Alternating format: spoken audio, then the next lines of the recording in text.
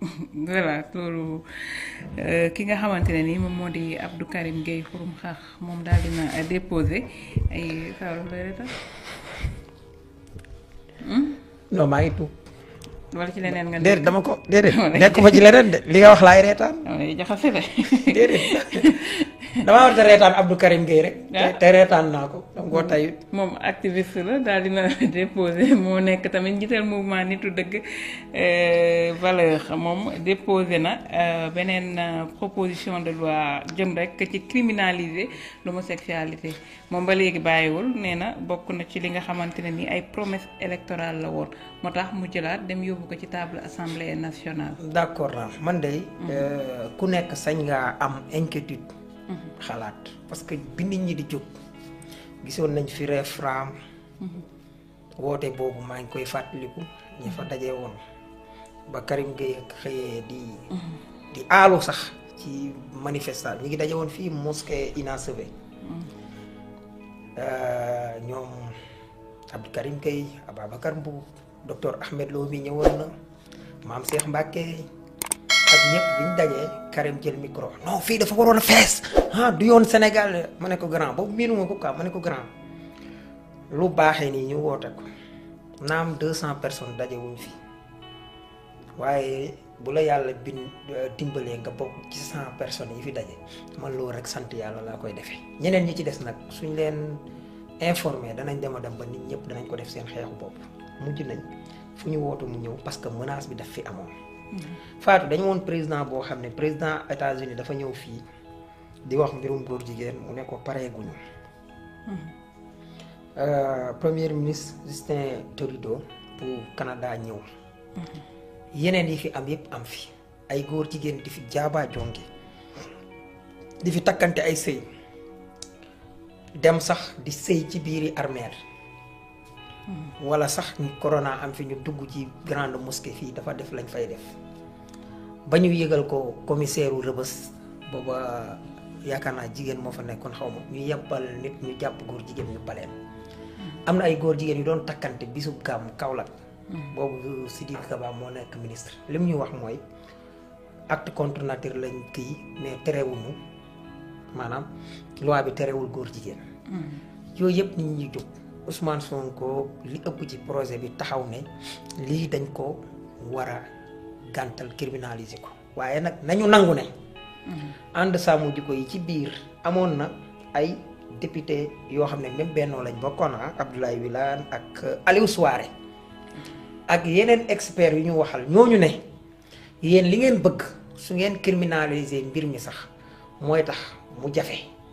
mën nañoo yokk daan yi adoucir ko mais leeral lan mooy l'homosexualité parce que homosexuel bu njëkk ngóor jigéen les années avant les années 90 àdduna bi yëpp dañ ko jàppee woon ni feebar biñ demee ba les années 90 lañ ko génne ci maladie yi defe ne lu normal la ñu commencé di teg ay jéego di am doole ci àdduna bi ba li ñuy wax EP yi ñu koy amal li ñuy wax examen périodique di natt ñoom fan lañ tollu ak yi ñu am ak yooyu Fatou waxuma ne dañoo jógagoon criminaliser ñoo ko waxoon wala nangam Fatou ndax bi président Diomaye toogeeg léegi dégg nga benn góor jigéen wala nga gis artiste buy sol yërey góor jigéen pour rek ma wax rek ne serait-ce que maam yi nga daan dégg fii wala ñu ne la ñu ngay takkante fii wala jàpp nañ ko fii wala faa gisagul nga ko bi président Diomaye toogeeg léegi est-ce que gis nga ko Fatou xam nga gisoo ko sa morom gisu ko Karim Gueye gisu ko président Diomaye lañ daan wax bu Ismaïla Madior Fall dem na Nations Unies dem na fee bu ñuy dem dañuy lay di wan fiñ ci toll ak sono luñ leen ak nangam yu demee noonu président Diomaye avant président Diomaye sax kii ñëw fii Mélenchon ñëw fi évoqué wul question bi Ousmane Sonko moo ko évoqué moom mu ñëw répliquer parce que xam na ne am na lu mu ko mën a xañ pour wane ne man sax maa leen doon défendre nangam Ousmane Sonko teg ko ne ko li ngeen bëgg a imposer ñeneen ak ñeneen yu demee mooy doon prochaine casus belli yaakaar naa déclaration de guerre lañ ciy wax ci mot latin boobu xaw ma grec loolu ñu ne déet président dem fii Nations Unies tribune bi nga xam ne fa la ñëpp di daje àdduna bi maanaam mooy assemblée nationale àdduna bi. assemblée mondiale. Kadhafi fa nga ko doon remarqué Mahmoud Ahmadinejad fa nga ko doon remarqué discours président yi nga xam ne ñoom la ñuy bàyyi xel yépp wala même premier ministre wala ministre affaires étrangères wu Mali président taxaw foofu aucune nation ne devrait imposer ses pratiques ou xawma sonlan comme règle comme norme wala règle universelle waaw ne devrait imposer ses pratiques ses règles comme norme universelle avant boobu premier ministre luxembourgeois ñëpp gis ni muy xeexe ci mbir mi ñëw ne monsieur le président ne ko dafa am fu l'homosexualité yeggoon ci àdduna bi dañoo ami acquis maanaam ñoom ca la considéré boppam dañoo ami acquis di ko jox exemple ne ko am na benn président boo xam ne nouvellement élu ci dëkkam ma dem pour di waxtaan ak moom bëgg a dimbale dëkkam financer développement waaye ma tegal ko ñetti condition mu bokk ci droit de minorité nangam ak nam ko waxee mu ne ko monsieur le président xam nga lu ma wax sama peuple bis bu ñu nangoo ne criminaliser dama koy criminaliser mu ne waaye président ne ko ak yi ñu jotoon a am maanaam fi mbir mi xeex bi yàgg mooy xeex boo xam ne plus de 30 ans maanaam depuis 1990 ak léegi am nañuy ak kon waratuñ ci dellu ginnaaw kon da ngay gis ne ñoom seen organisation yooyu am nañ menace ci ne mbir mi ngi commencé dellu ginnaaw ak l'arrivée président Diomaye surtout yi ñu doon wax bokk nañ ci liy delloo ginnaaw parce que seen Afrique Sénégal daf ci doon suñ borom da leen a may ñu influent ci côté boobu mais loolu bu amee gisoo Karim Gueye man ko magnifier toog naa fii ak waa ONG Jamra ku leen fi teewal ma ne ko Mame Matar Gueye mbiram lacc ci mu génnoon ne góor jigéen yi nangam damaa gis bi président demee waxu ci deful conférence de presse nangam mu ne non deful conférence de presse mais bind na benn texte ma ne ko Mame Matar Gueye daawul bind texte bàyyi leen seen tappale yi da daan woote tànn biir maanaam ci waxin ba ñëpp taxaw mu ne leen lii li tax bi liy rafetee président def ko fu ko kenn masta defee rawatina Macky Sall fi mu ñu yóbbu woon ci doyee di mais loolu du ngeen ko magnifier Karim Gueye li muy xool yëpp moom dafa mel ni dafa takk bëtam yi dafa am microscope boo xam ne day gis lu nit ñi gisut wala nangam moom li mu gis mooy ñu criminaliser. waaw criminaliser man dama d'accord ci lépp lu ñaaw ñu criminaliser ko mais damaa wax ne ci boppam ni mu bëggee ne lu jàmp la mën naa koo bañ a defee ne loolu waaye it man la ñu waxoon moom tam d'accordoon ci wala bañ koy wax weddiwu ko bi muy nekk ci ànd sàmm jikko yi bi ay nit waxee ne criminaliser bi est-ce que duñu jël mbir ji diisal daan yi te wane fenn fu ci nekk parce que ngóor jigéen kepp fa mu yemoon ñu jàppee woon ko dof évolué na léegi am na ñuy bàjjen am na par exemple ci presse bi yoo xam ne mën nañ ko ci def léegi kii propagande ñu war koo ràññale mu nekk ci presse bi ñu mën koo dóor ay daan kii sol kii di leen publicité wala teg loo xam ne daf fiy nekk buñ ko xoolee nga mën ci amit daan ak ñi koy woote ak ñi leen di jàppale ñëpp mu dooni daan ci ñoom yu mel noonu yëpp tey nga daal di ne mbir mi kuñ ci jàpp tëj la 7 ans mën na nekk maanaam mu yem tey ma bañ a nekk crime mais yem ci li nga xam ne peine bu diis que 7 ans parce que bu doonee crime ci ñenn ñi liñ xalaatoon ci ànd sàmm jikko yi mooy bu ko doonee buñ demee ci juge bi gars yi dañuy wut ay raccourci parce que mooy 10 ans ngay jël léegi yow fi nga mën a amee 5 ans wala 7 ans maanaam tey foofu te li ngay faju nga teg mécanisme yoo xam ne keneen dootu ko def boo gisee télé ku ci toog di leen promouvoir mën a jël 2 ati kaso wala 5 ati kaso wala 3 ati kaso loolu bu boobaa mu am léegi nag loolu xalaat la woon waaye xalaat bi amoon boobu am na ñu ci d'accordoon te gisuma woon ay nit weddi ko li may wax nag dama nekkoon membre nekk ci biir de ci jamono boobu wax dëgg yàlla am kon bu ñu yegsee fii gisul menace bi mu amati nañ koy lijjantee man li ma gëm mooy li ci président di doxal loolu moo ma doy fépp fu ñu mas a taxaw bañ nañ ko fa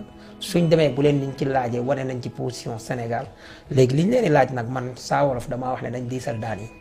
man gëwma criminaliser vol de bétail te doo ko mën a appliquer loolu moo fi am vol de bétail dañ ko criminaliser mais duñ ko mën a appliquer looloo tax léegi nit ñi kuñ jàpp dóor ba pare filmer la est-ce que kon yow li rey nit tey nga xam ne lii buñ ko defee kii dañ ko war a rey bu reyee nit nga yemale ko ak sàcc guddi man kon may sàcc guddi nga nar ma feeñal dama lay rey viol bii ñu criminaliser te mënuñ ko appliquer muy amee jafe-jafe yu bari yi ci nekk mu yem ak rey nit man damay wax ne yu ci nekk nañ ko xalaat xool pen bi lan moo ca gën man loolu laa gëm man gëw ma ngóor jigéen man bu doon desoon ci man képp ñu dee ba jeex tàkk fii laa koy waxee waaye li ma gis mooy bu fekkee ne dañ ci yeggoon foo xam ne te bañ ko ci xalaat bañoo ko parce que da ngaa bëgg lu sotti léegi nag moom su bëggee ne ñii fi nekk ba ma leen gisee ñu toog waat laa xam ne mënuñ ci lii dara waxuñ sax bismillahi rahmaani rahim faatu man bala ñuy toog looy gis ma def est-ce que ñiy wax danañ gis ñuy toog may mas naa ko wax benn kuy waaj a nekk député assemblée ma ne ko de jatuma waaw bu la neex tuddee ko jat mais léemu la li may wax noonu ay basmala laay wax li may gis noonu juróom fukk ak benn laaj yoo xamoo ko yaa ngi yaakaar damay jat pourtant ñëpp a ngi yaakaar damay jat léegi moom président moom est-ce que il est obligé mu war a ñëw ci mbir le temps que muy jóg xam nga dama ko wax Omar Bamba Diop mu di ma reetaan ma ne ko yéen waa Moudab xam naa leen yéen doomu daara yi fii ngeen di ñëw ensemble bala ngeen a wax wasalaatu wasalaam ala asraf ala ba bañ a wax sax comme Karim Gueye moom ala lay wax ala asrafil mursalin rabbi istarah li sadri julul jeex pare mu jëlal la 1 minute 30 nga doog a ñëw ci li la askan wi indi loolu du efficace ma ne ko kon ba Omar Bamba Diop bu ngeen di dem ci mbir bi avant ngeen di yegg bala ngeen di tàmbali affaire bi tëgg xamee ñaanal li ngay ñaan foofu ci suuf ka yàlla dégg na ci kaw ak ci suuf jullit timis la ñuy béral ak suba parce que dalay fekk sa kër yaa ngi may dégg pour d'habitude lu ci ëpp mais jullit tàkkusaan ak tusbaar lu tax ñu koy yàllu léegi président moom mënul yàllu la muy wax moom wala bismillah gi jooju muy wax moom dafa war soxla pour nit ñi dégg ko affaire populisme yooyu c'est que soxor bu la jàppee nga bëgg nit ñi échec chaque fois da nga leen di tegal yoo xam ne nii gis nga yegg na président El Malick Ndiaye xool na ko mu am solo nañ ko xool nañ ko càmbar suñ gisee ne war nañ koo teel a def mu nekk ci priorité yi nañ ko jiital. ñu jël ci benn prise de position bi nga xam ne dina leer ci ñoom. waaw mais yow liñ def daa leerul Fatou position wu Ousmane Sonko ci góor jigéen yow xamoo ko. ci ñaari jabar xamoo ko ci bu joomaay xamoo ko fañ koy waxee fa ñeel àdduna bi maanaam nit ñemeetu te ñëw ci ñun naan ñu fan ngeen ci tool ñun dañ leen di fekki fañ daje ne leen hey fii lañ ci tool lii la ñuy def man dama gëm ne dafa war a nekk crime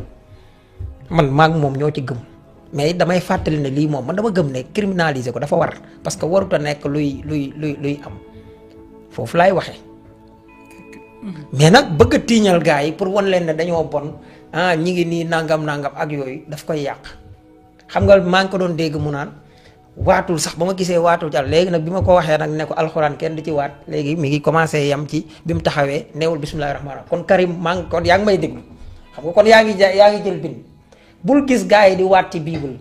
rek nga ñëw taxaw wax nee naa ko alxuraan kenn du ci waat yonent bi daf ne bul waat ci leneen lu dul billaahi yonent bi sax bul waat ci moom billaahi wallahi taalaahi léegi comme leçon si du noonu ngeen koy waxe dégg na ba léegi mi ngi commencé di wax naan bismillahi rahmaani rahim sax waxu ko kon léegi Karim déggaatal na ne Saa Wolof nee na la bismillahi ji président mën na koo yelu